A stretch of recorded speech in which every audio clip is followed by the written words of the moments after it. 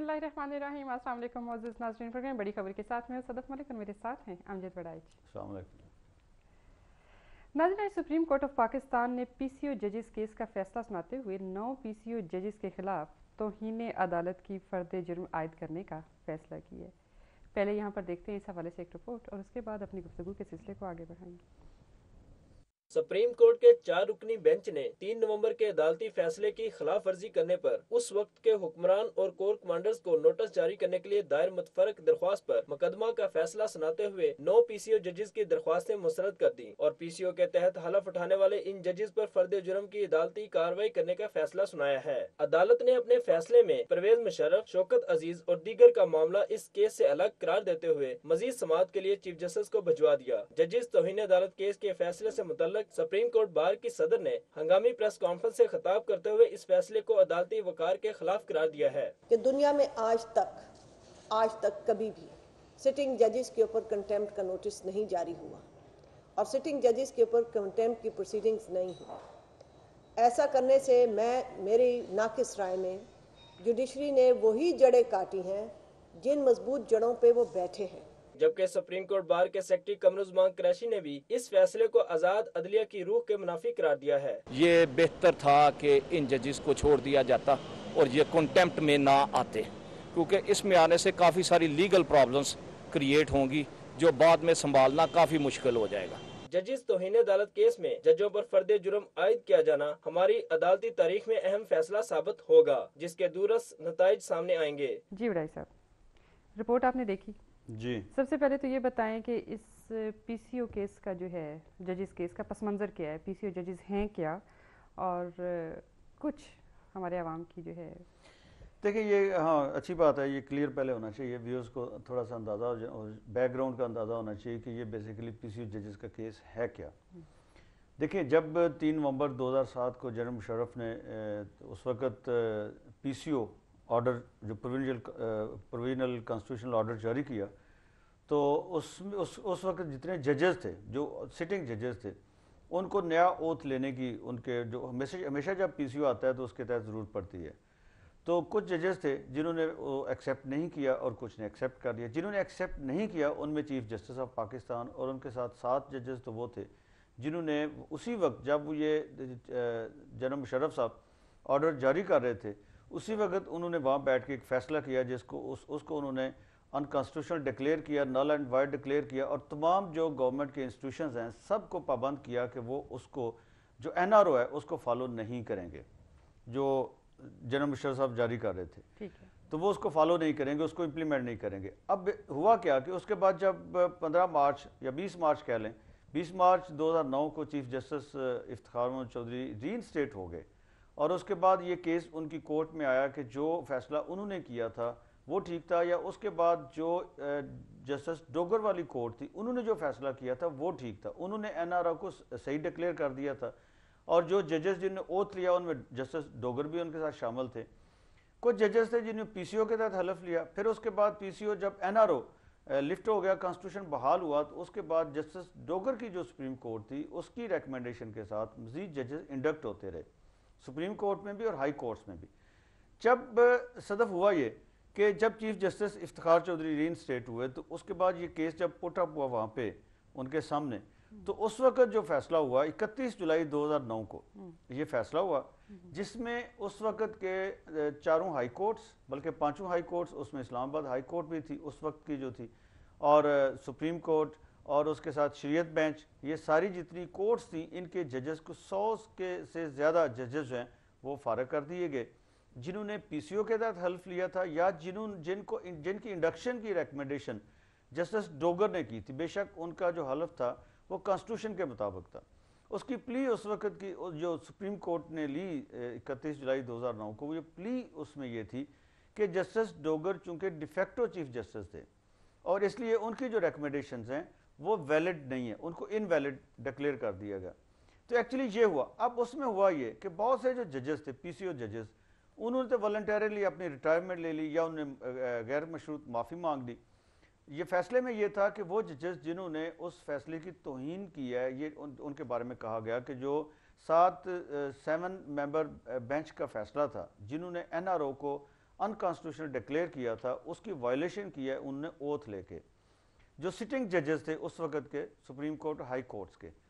31 जुलाई के फैसले में उनके ऊपर उन्होंने कहा जी तौहीन अदालत की कार्रवाई इनके खिलाफ होगी। बाकी लोगों ने तो गैर मशरूत माफ़ी मांग ली और उनने या रिटायरमेंट ले ली या अपने आप को विड्रॉ कर लिया, वो जजेस नहीं रहे। लेकिन ये 9 जो जजेस थे इन्होंने इस फैसले को अपने ऊपर तौहीन अदालत जो लागू होने का फैसला है इसको उन्होंने कहा जी हम फेस करेंगे। ठीक है।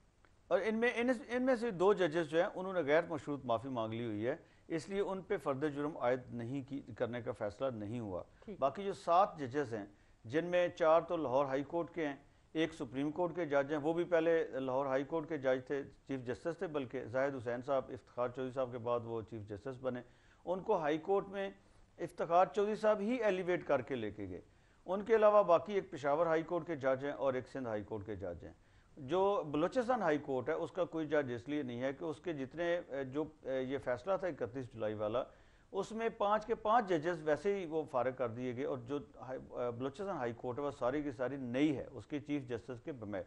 तो इसलिए उन पे वो तो उसमें आते ही नहीं है। तो बेसिकली ये वो फैसला आज जो आया है, ये फैसला वो उन लोगों का फैसला है जिन्होंने 31 जुलाई के फैसले को आप इन वे कह लें कि सुप्रीम कोर्ट में चैलेंज किया। उन्होंने कहा जी हमारे ऊपर तौहीन अदालत की कार्रवाई लागू नहीं होती, तो उस पर सुप्रीम कोर्ट ने ये फैसला दिया है कि नहीं, वो उन पर लागू होती है और उन पर फर्द जुर्म आइंदा जो तारीख होगी 21 या 22 फरवरी उस दिन उन पर तो फर्द जुर्म आयद कर दी जाएगी। ठीक है, ये बेसिकली ये इसकी बैकग्राउंड है। भाई साहब, सदर जनरल जो थे रिटायर्ड परवेज़ मुशर्रफ और शौकत अजीज़, उनके मुतालिक भी ये प्ली थी कि इनको भी नोटिस जारी किए जाएंगे। ये बड़ी कन्फ्यूजन चल रही है कि उनको भी नोटिस देखिए ये बड़ी इंटरेस्टिंग है। हम मीडिया माशाल्लाह कहते हैं बड़ा लाइव है, बड़े हम बाजी लेने के चक्कर में एक दूसरे से पहले खबर देने के चक्कर में, और ये बड़ी बदकिस्मती की बात है कि जो सुबह से हो रहा है वो बड़ी कन्फ्यूजन क्रिएट की गई है। ये जो सुप्रीम कोर्ट का 4 मेंबर बेंच है, 4 रुकनी बेंच, उसने बिल्कुल ये फैसला नहीं किया, उनको नोटिस नहीं दिए इन लोगों को। ये प्ली थी डॉक्टर अब्दुल बासित की जो इन पीसीओ जजेस के वकील थे, और उन्होंने ये कहा था कि आप जो ब्लैक कोर्ट्स हैं यानी जो लॉयर्स हैं या जो जजेस हैं उनको आप टारगेट कर रहे हैं। अब बाकी जो लोग थे जो इन्वॉल्व थे सारे एनआरओ को इम्प्लीमेंटेशन में, उसकी एग्जीक्यूशन में, उनको आपने नोटिस नहीं दी, उन पे भी तो कंटेम्प्ट लगनी चाहिए। उस पे इस बेंच ने ये फैसला दिया है। उनका जो मामला है वो चीफ जस्टिस को रेफर कर दिया, उनके पास भेज दिया, वो उस पर आगे बेंच बनाते हैं या क्या करते हैं ये चीफ जस्टिस का काम है। उस पर इन्होंने कोई फैसला नहीं दिया। अब सुबह से बड़ी एक्साइटमेंट थी, बड़े लोग खुश हो रहे थे, बड़ी वाह की जा रही थी, देखें जी क्या सुप्रीम कोर्ट ने जो है ना वो जो लेफ्टिनेंट जनरल्स थे, कोर कमांडर उस वक्त, उनको भी कर दिया, नोटिस इशू कर दिए। और फिर ये आ रही थी उसमें उस वक्त के ISI के चीफ जनरल अशफाक कियानी जो उस वक्त चीफ ऑफ आर्मी स्टाफ, उनको भी नोटिस जारी कर दिए। तो ऐसा नहीं है, बल्कि उन सब का मामला जो है ये फैसला करने के लिए इन 4 रुकनी जो बेंच है इन्होंने इसका फैसला नहीं किया, ये चीफ जस्टिस के पास उन्होंने भेज दिया कि इसके ऊपर चूंकि एक प्ली आई है, ये एक मौक़िफ़ आया है, तो उसके ऊपर उन्होंने कहा जी हम तो ये जो पीसीओ जजेस का मामला है इसको तो उन्होंने डिसाइड कर दिए इन वे जब फर्द जुर्म आयद करने का फैसला हुआ है। बाकी उन्होंने कहा है कि ये चीफ जस्टिस फैसला करेंगे कि उसके ऊपर क्या करना है, फुल बेंच बनाना है या उसके ऊपर उसको सुनना है, नहीं जो भी करना है वो चीफ जस्टिस की प्रीरोगेटिव है कि वो उस पर क्या करते हैं। लिहाजा ये कन्फ्यूजन दूर हो जानी चाहिए कि ऐसा नहीं हुआ, ये बिल्कुल एक कन्फ्यूजन है। सिर्फ और सिर्फ ये जो पीसीओ जजेस थे 4 लाहौर हाई कोर्ट के और बाकी जो एक सुप्रीम कोर्ट के और एक पेशावर हाई कोर्ट के और एक सिंध हाई कोर्ट के, उनके बारे में ये फैसला है कि उनके ऊपर फर्द जुर्म आयद की जाएगी। ठीक है, वैसे पहला फैसला आया, फिर दूसरा फैसला आया, इस दरमियान में कुछ लॉन्ग मार्च, एनआरओ, ये भी अपने आवाम को कुछ ना कुछ बताइए इस हवाले से भी। देखिए ये सारी बैकग्राउंड आवाम को वैसे पता ही है। अब मसला ये है कि इसके ऊपर जो इशू ये है कि वो तो ठीक है पहला फैसला है, उसके बाद रीइंस्टेटमेंट होगी, उसके बाद 31 जुलाई का फैसला है, उसके ऊपर अब ये फैसला है और इसकी आगे इम्प्लीकेशंस तो ज़ाहिर चलेंगी। ये हमारी तारीख का बड़े जो वो अहम मोड़ हैं, आप कह लें एक तरह से जुडिशल हिस्ट्री के। और इसके ऊपर जो आज भी आप देखें कि आज जो फैसला हुआ है इसके ऊपर सारी पार्टीज़ मुतमिन नहीं हैं, बार और बेंच दोनों के इसमें एग्रीमेंट नहीं है। इससे पहले जो सुप्रीम कोर्ट के फैसले होते रहे हैं, मार्च 2009 के बाद के जितने फैसले होते रहे हैं उनके ऊपर बड़ा कंसेंसस रहा है, वो पॉपुलर डिसीजंस थे और लोग भी उनको पसंद करते थे और बार ने भी उनको पूरी सपोर्ट की। लेकिन आज जो है सुप्रीम कोर्ट बार एसोसिएशन की जो प्रेसिडेंट है आसमा जहांगीर साहबा, उन्होंने इस पर रिजर्वेशंस शो की हैं और जो एक बड़े सीनियर लॉयर भी हैं SM जफ़र साहब, वो जस्टिस जाहिद हुसैन साहब के वकील भी थे और लॉ मिनिस्टर भी रहे हैं, पाकिस्तान के फेडरल लॉ मिनिस्टर रहे हैं, 60s में बड़े पुराने एक्सपीरियंस्ड लॉयर हैं, उन्होंने भी इस पे रिजर्वेशन शो किए हैं। अब यह है कि ये चूँकि चीफ जस्टिस भी ये कहते हैं कि जो फैसला जब आ जाता है, जब प्रोसीडिंग्स हो रही होती हैं, तब तो सब जुडिस मैटर है, उस पर तबसरा नहीं हो सकता, क्योंकि जज जो है वो किसी भी ओपिनियन से अफेक्ट हो सकता है, इन्फ्लुएंस हो सकता है। लेकिन जब एक फैसला आ गया है तो वो सब्जेक्ट टू डिस्कशन है, इसीलिए उसके ऊपर कमेंट्स जो आ रहे हैं, सुप्रीम कोर्ट बार एसोसिएशन के प्रेसिडेंट के भी आए हैं, SM जफर साहब के भी आए हैं, और भी मुख्तलिफ लोग उसके ऊपर कमेंट कर रहे हैं कि ये जो फैसला है इसकी इम्प्लीकेशंस क्या, चूँकि उसमें जो पॉइंट रेज किया गया वो बड़ा इंपॉर्टेंट है कि जुडिशल हिस्ट्री में आज तक ऐसा नहीं हुआ कि किसी सिटिंग जज को कंटेम्प्ट का नोटिस दिया जाए, उस पर कंटेम्प्ट जो है वो उसको ये लागू कर दीजिए उसके ऊपर, चूँकि इसकी आगे बड़ी इम्प्लीकेशंस हो सकती हैं, इसलिए उन्होंने डिफरेंट केसेस सुनने होते हैं। अब जो भी उनने केसेस सुने हैं, जो भी उनके फैसले हैं, वो फैसले उनके जो हैं वो होते हैं नल एंड वाइड होते हैं, या वो आप कह लें कि वो वाइड होते हैं, जो भी है वैलिड होते हैं। लेकिन यह है कि उनके जो अपना ये पर्सनल कंडक्ट है उसको चैलेंज इस तरीके से नहीं किया जाता, ये ट्रेडिशन रही है, वो ब्रदर जजेस का कंसेप्ट होता है। ये पहली दफ़ा हुआ है कि बेंच ने अपने ही ब्रदर जज को नोटिस दे दिया और फिर जो सुप्रीम